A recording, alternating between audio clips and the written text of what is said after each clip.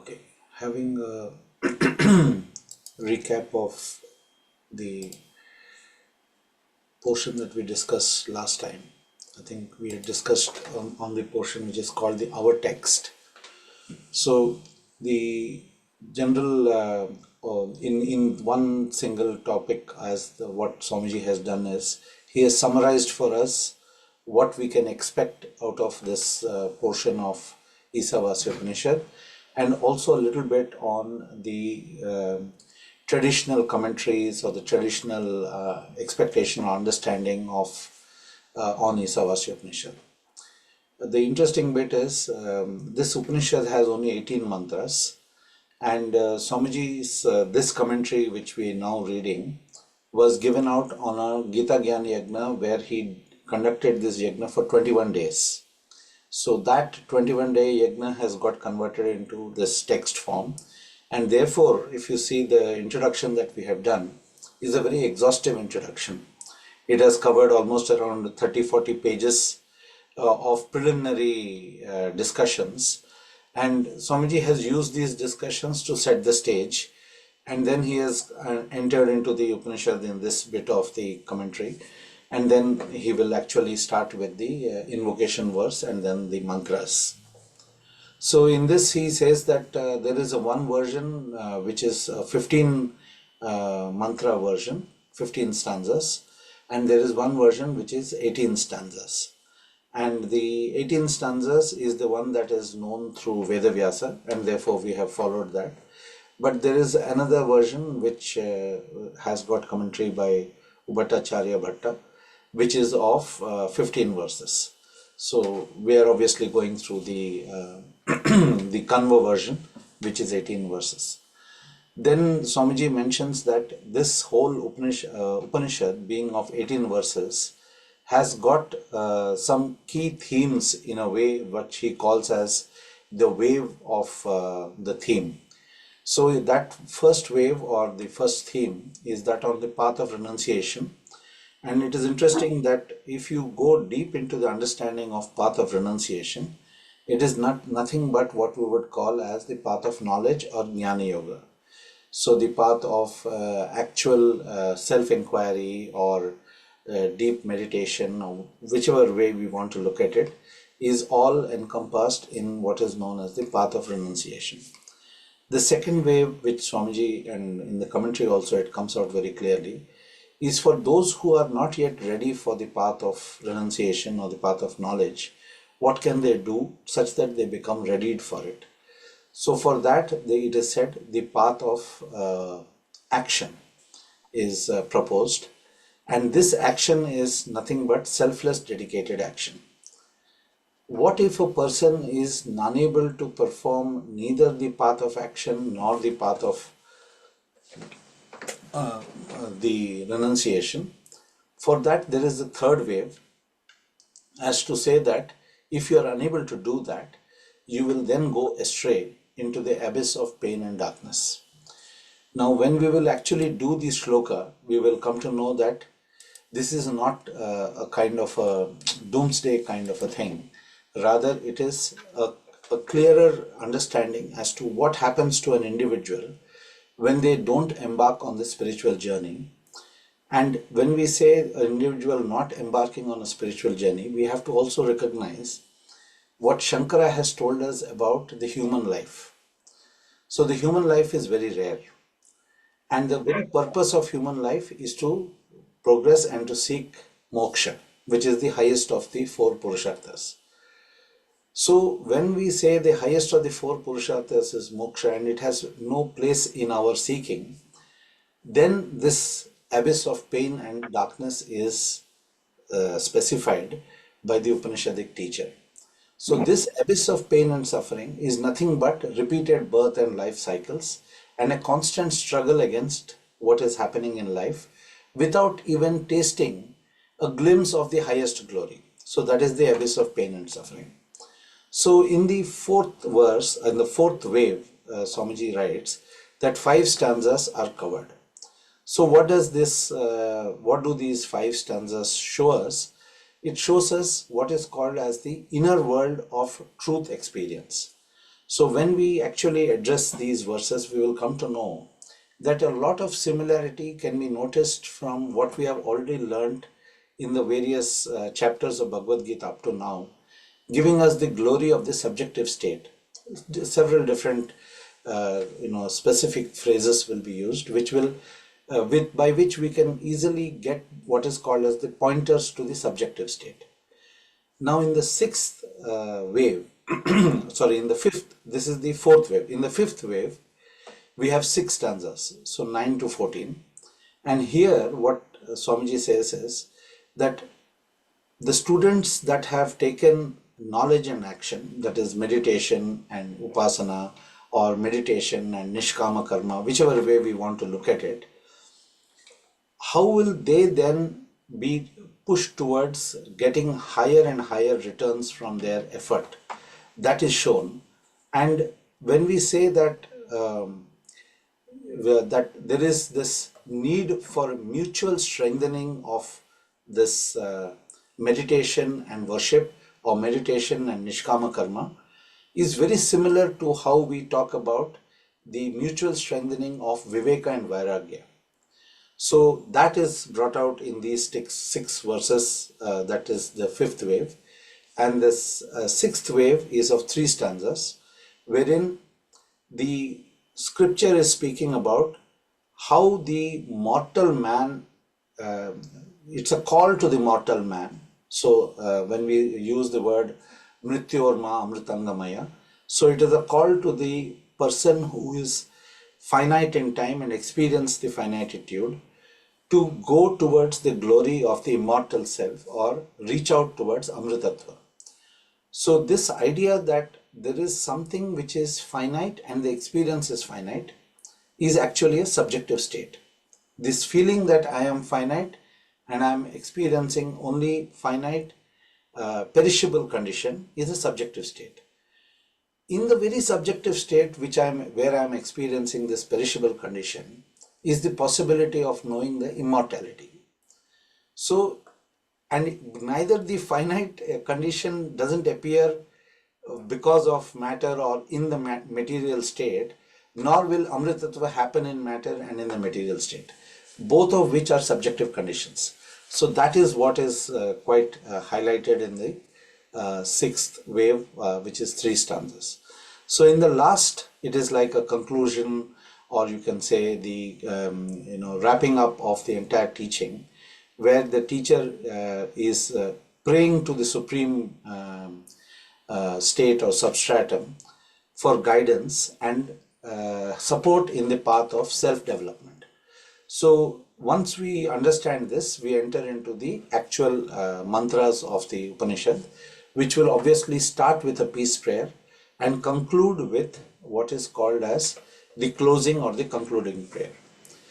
And in this bit, when Swamiji speaks about this opening prayer by peace and closing prayer in a conclusive way, Swamiji gives one critical statement about what we mean by prayer in the English language, which is almost as if borrowed from the tradition of Christianity, and more so later Christianity, not the early Christianity.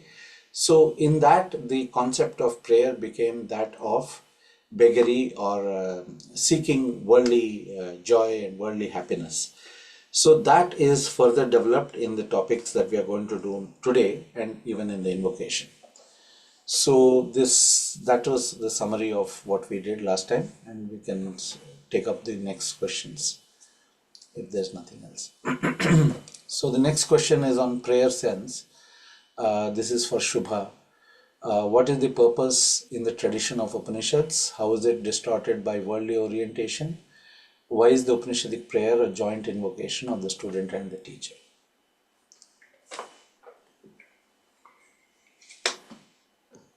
Hari Om. Hari. Am I audible? Yeah. Okay. Yeah. When I was reading this, the prayer sense is a feeling of God's presence while praying, and it can vary in strength, but it's a belief that God is like alive or he's active.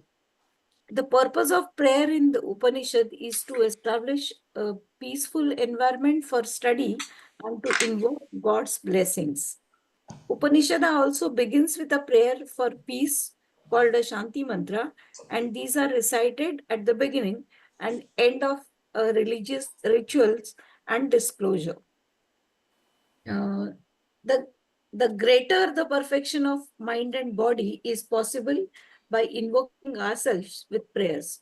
Also, to help us in this self invocation, we can make use of any object of outer world, uh, like showing camphor or showing light, etc. While I was reading this, I was remembering of when this prayer sense, the first paragraph when I was reading, as Swamiji says, the prayer can be used as a dagger and can be used for murdering one's own mother or for protecting one's family. That's what he was saying. I was remembering my sister, co-sister. They all of them they had malaria 3 and 4 times, and both of them went to a person who's a Muslim person in Panvel, and then he told them to go to Trambakeshwara for some ritual, Nagbali, Narayan Bali, and all. So then I heard many people from all over India, they come to Trambakeshwar for Nagbali and Narayan Bali.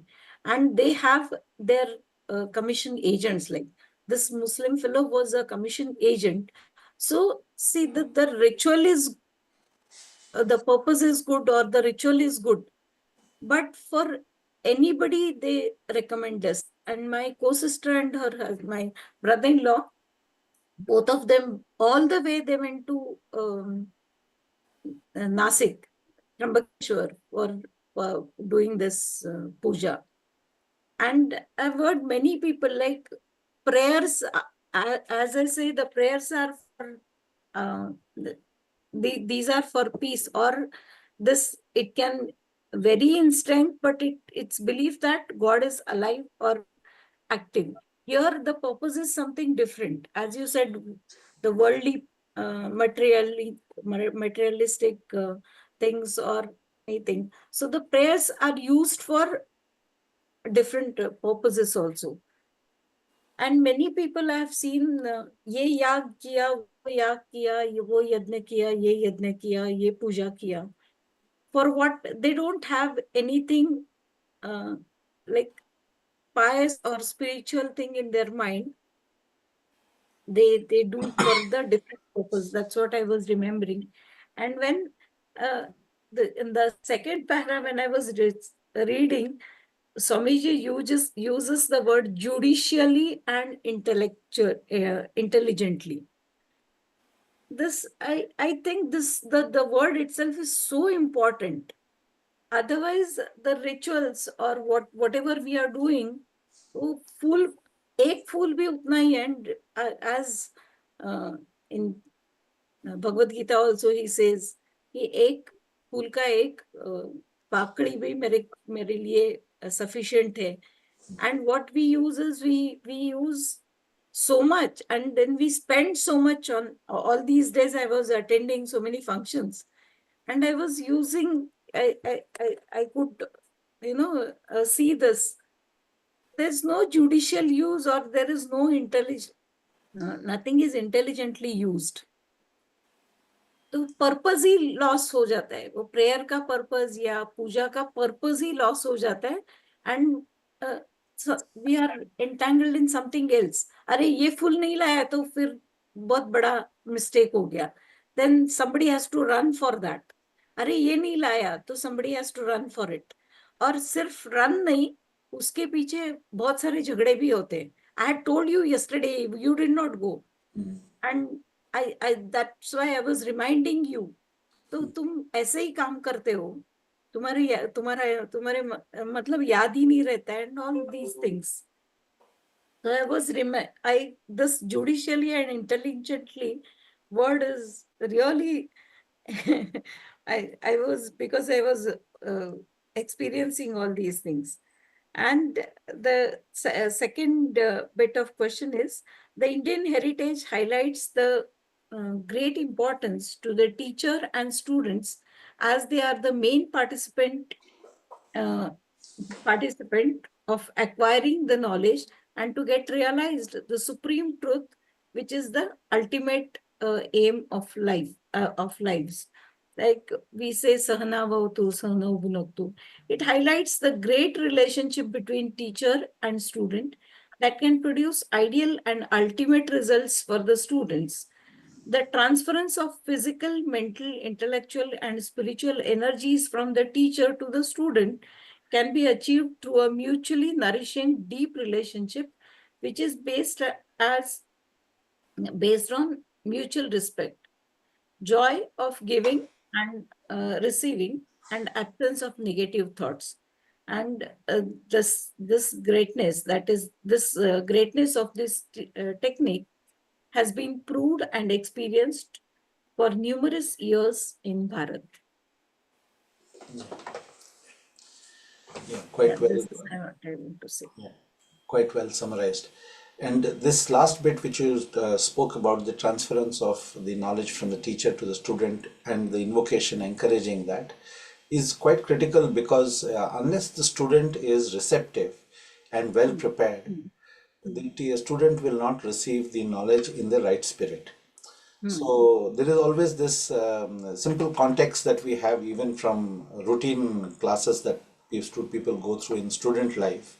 There is a difference in which the different rows in the class receive the teaching from the teacher. So the teacher is the same, the message is the same. First two, three rows will receive a different bit of knowledge. Middle rows will receive a different bit of knowledge. And the last four rows will receive a totally different bit of knowledge. So if you were to summarize what is the teacher's contribution to the class, you will find that actually the teacher's contribution to the class is varied. So is it because the teacher has given in a varied way the different knowledge to different people? Actually, the teacher has given similar knowledge to all the people. But because of the receptivity and readiness of the student, the ability to grasp has been different. So this is a very simple thing, but in reality, for even Vedantic teachings or Vedantic message, or what people gain out of going to yajnashalas, etc., is the same. Jnana yajnas, when we attend, different students come back with different level of receptivity and gathering of knowledge, or I would say gathering of nuggets of wisdom. Information most of us gather out of these talks, we become familiar, but for some people it becomes nuggets of wisdom. So that will vary.